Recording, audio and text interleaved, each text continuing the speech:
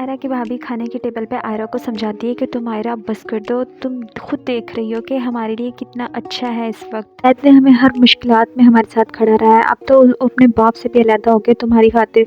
तो दूसरी बात, एमजे के पास भी टाइम ख़त्म हो जाता है और वो आसिफ अंकल को समझाती है कि मेरी डिवोर्स हो जाएगी और मैं ये कभी भी नहीं चाहूँगी। वो रोती है बेचारी, बहुत रोती है और कहती है प्लीज़ मेरा घर बचा लें, और इस वक्त सबसे ज़रूरी ये है कि आप उसकी आयरा के साथ शादी करवा दें, बस मुझे इसका यही हल नज़र आ रहा है। तो आगे से आसिफ अंकल कहता है कि इस बात का कोई और भी तो हल हो सकता है, मैं उसकी लड़की के साथ शादी नहीं करवाऊँगा, अगर मुझे करवानी होती तो मैं बहुत पहले करवा देता, वो मेरा बेटा है, देखना ज़रूर मान जाएगा। तो आगे से एमजे बोलती है कि आपको इंतज़ार किस बात का है, जब मुझे तलाक दे देगा तब समझ आएगी, मैं ज़ैद के लिए सबको मनवा लूँगी। और वो तैयार हो जाती है अपने बाप के पास जाने के लिए और अपने बाबा के पास जाके कहती है कि मुझे दूसरी शादी करवानी है ज़ैद की। तो आगे से उसका बाप बोलता है तुम पागल हो, तुम मुबशरा जाफिर हो और तुम अपने आप को क्यों डिसऑन कर रही हो, तुम एक बहुत ही बड़े मशहूर बिजनेसमैन की बीवी हो और तुम ऐसे क्यों कर रही हो। आगे से भाई बोलता है तो उसे चुप करवा देती है कि तुम्हारा ये मसला नहीं है, तुम इसमें चुप रहो।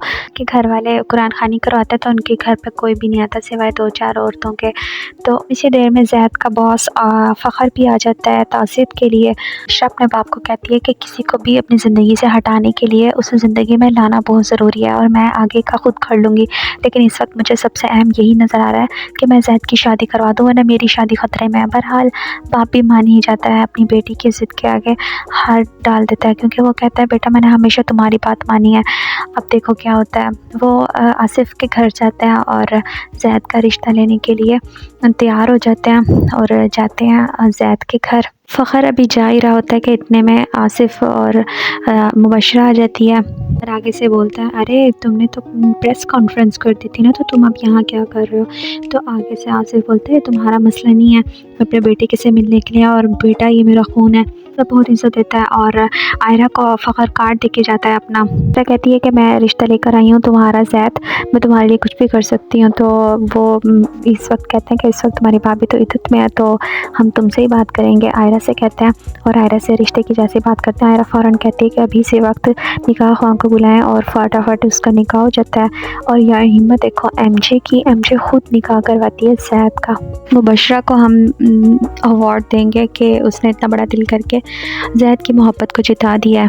निकाह ख़त्म होता है तो आयरा को कहती है मुबशरा कि चलो आओ गाड़ी में, हम तुम्हारा इंतज़ार कर रहे हैं। तो वो आगे से कहती है मैं तुम लोगों के साथ नहीं जाऊँगी, भाभी मेरी ज़िम्मेदारी है, तो मैं भाभी के बगैर नहीं जाऊँगी, और वैसे भी मैं कल सखर जा रही हूँ। एकदम से ज़ैद कहता है क्या क्या ज़रूरत है अब सखर जाने की, अब हमारा निकाह हो गया, पहले तुम्हारा निकाह नहीं हो रहा था। तो आयरा फ़ौरन से 5 करोड़ की बात कर देती है, कहती है 5 करोड़ मेरी भाभी के अकाउंट में कर दें, ये आपके लिए अच्छा होगा जो हमारे घर की हालत की है ना आप लोगों ने। ज़्यादा परेशान हो जाता है ये तुम पैसों का जिक्र क्यों कर रही हो इस वक्त, और घर चलो। लेकिन इस वक्त आयरा इनकार कर देती है और वो खुद ही अकेले मुबशरा घर चली जाती है।